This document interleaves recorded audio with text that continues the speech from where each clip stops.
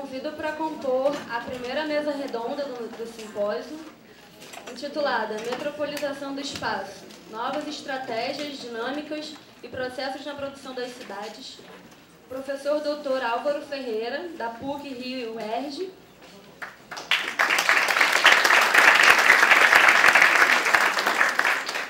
professor Dr. Jorge Luiz Barbosa, da UF,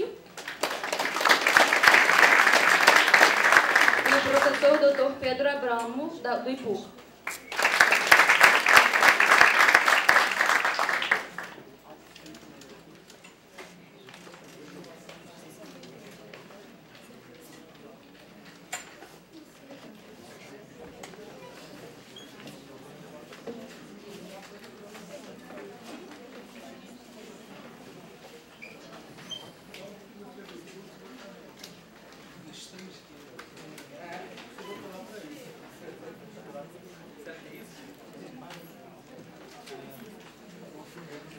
Bem,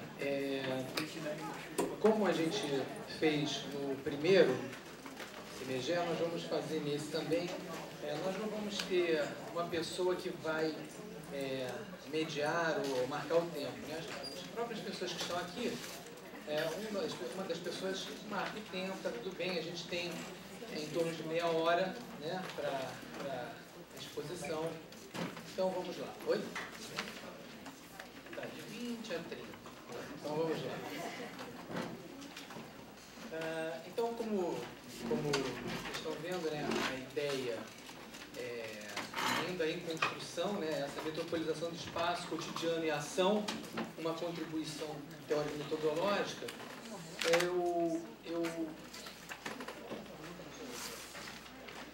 a reflexão acerca, né, das novas estratégias, dinâmicas e processos na produção das cidades, ela nos leva a ter em conta a atual metropolização do espaço, que, por sua vez, nos remete às noções de espaço, cotidiano e ação.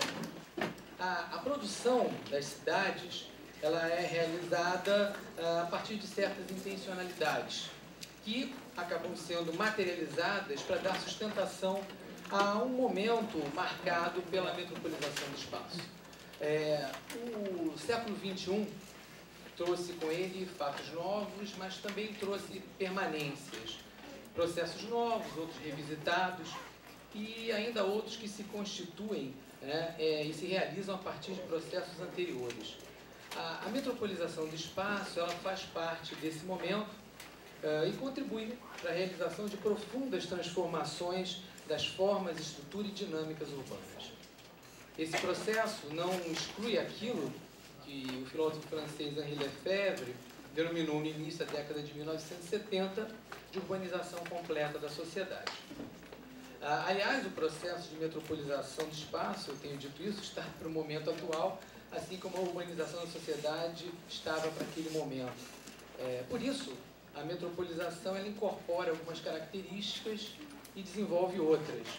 Trata-se, por exemplo, como nos lembrou a Sandra Lencioni, aliás, ela já vem fazendo essa discussão há algum tempo, né, da grande intensidade de fluxos de pessoas, mercadorias, capitais, do crescimento das atividades, serviços e da cada vez maior demanda de trabalho material, da concentração de atividades de gestão e administração e da construção de um modo de viver e de consumo que espelha-se no perfil da metrópole. A metropolização do espaço ela não se restringe à região metropolitana, ela incorpora as cidades médias e pequenas e ela transcende a cidade e ela chega ao campo. Transforma e engloba as formas de gestão do território. Atualmente, nós experimentamos um momento do urbano que já não é mais tão marcado pelas lógicas espaciais da indústria, algo que provoca transformação nas cidades, porque nós passamos de uma economia baseada na indústria para outra que é ligada aos serviços. A cidade, que no passado havia sido construída, né, para proteger aqueles que moravam, né, dentro dos muros né, dos invasores, ela foi ultrapassada, e só que agora ela é reconstruída. As cidades, anteriormente, elas se mostravam isoladas por meio dessas muralhas. E quando os residentes da cidade medieval se vangloriavam, né, ao dizer que o ar da cidade os tornava livres, eles reconheciam o fato de que, além do muro da cidade, a liberdade era cerceada.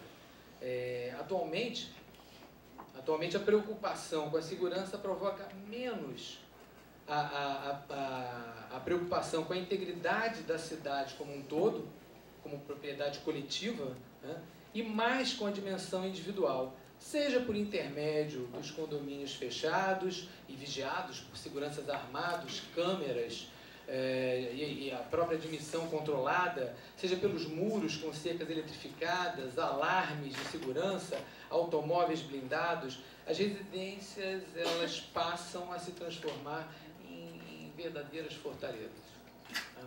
Grandes mudanças, elas passaram a ser sentidas no cotidiano das cidades. Transformações que tinham caráter econômico, tecnológico, cultural, político e demográfico. Dentre tantas mudanças, né, uma salta aos olhos, que é essa passagem de uma economia baseada na indústria, né, para outra em que há o predomínio das atividades ligadas aos serviços e ao comércio. Essa tendência converte a grande cidade em um centro de produção de serviços que antes de bens, né, em um lugar de consumo de serviços e da própria lógica da dimensão do lazer, inclusive. Se durante muito tempo a cidade, no imaginário social, ela esteve ligada à indústria, nas décadas recentes, o que nós presenciamos foi o enorme crescimento das atividades ligadas ao serviço e ao comércio. Contudo, né, torna-se cada vez mais importante distinguir as atividades ligadas à comercialização de bens materiais e ao transporte e aquelas ligadas ao conhecimento, à educação, ao lazer, ao turismo e à saúde e à segurança. Dessa forma, há nas metrópoles uma tendência decrescente como centros de produção industrial e uma disposição crescente à conversão em centros de controle, de interação, de criatividade e de lazer. Bem, se cada vez mais é comum nós ouvirmos falar em desindustrialização, isso não significa dizer que a indústria se afasta daquilo que nós chamamos de urbano, que não é sinônimo de cidade. O urbano está ligado à condição geral do processo de reprodução do capital, sendo simultaneamente produto desse processo. O urbano é um momento posterior à industrialização, mas que a engloba e é, então, produto de contradições emergentes do conflito entre necessidades da reprodução do capital e as necessidades da sociedade como um todo. O urbano transcende a cidade. Nesse sentido, é possível afirmarmos, não é, que o espaço urbano envolve o material e o imaterial, o objetivo e o subjetivo, o sujeito e o objeto, ideologias e representações. Assim, as cidades, elas estariam ligadas à materialidade do momento atual, que tem como modelo a metrópole, e que apresenta contradições em sua própria organização espacial. Contradições expostas nas formas espaciais, que carregam em si a questão simbólica produzida pelas ideologias e representações, através das atividades políticas, econômicas, culturais, e influenciando a própria formação da sociedade. Eu acredito aqui que as categorias espaço, cotidiano e ação, elas podem contribuir para um maior desvendamento desse processo de metropolização do espaço. Uma das possibilidades de desvendamento. Trata-se de refletir sobre as escalas da ação, o sentido da ação. E, obviamente, o que e quem está por trás da ação. Só que eu não optei aqui por separar o debate em três partes, né? Espaço, cotidiano e ação, eles estarão imbricados no decorrer aqui da minha fala, não é? Assim como estão no mundo real, no mundo dito real. Em outro momento, eu tentei, né, deixar clara a diferença entre ator, agente, sujeito. Afirmamos então que o agente é o indivíduo ou coletivo que exerce ações voluntárias ou de própria iniciativa, mas apesar de ser um realizador concreto da ação, ele não é aquele que decide ou a concebe. Esse papel caberia ao ator, né? Mas isso já foi em 2013, né? Na verdade foi uma discussão de 2012, no primeiro semestre. Se em 2012 eu trouxe para o debate o sentido do agir naquele que exercia a ação, e então falamos em ator, agente e sujeito, agora trazemos a ação para o centro do debate. Pensar na ação claro que não é simples, mas até porque ela pode ser induzida, influenciada, planejada, impensada. A ação pode ser referida a um agente ou ator mais concreto, ou tratar-se de uma figuração com certa dose de anonimato. Como, por exemplo, quando se afirma que a revitalização leva ao crescimento econômico da cidade. Em ambas, percebemos que uma ação foi realizada. Alguns autores provavelmente diriam que, no segundo caso, trata-se de uma abstração. Outros, como, por exemplo, o Bruno Latour, diriam que ninguém pode afirmar com certeza quantas pessoas agem simultaneamente em um indivíduo. Até porque suas ações estão sempre influenciadas por ideologias, pela formação e por várias formas de indução. Evidentemente, estão em jogo inúmeras visões de mundo, relações de poder e tensões, que, por vezes, contrapõem ações e reações, mas que outras vezes dão sustentação a outras ações.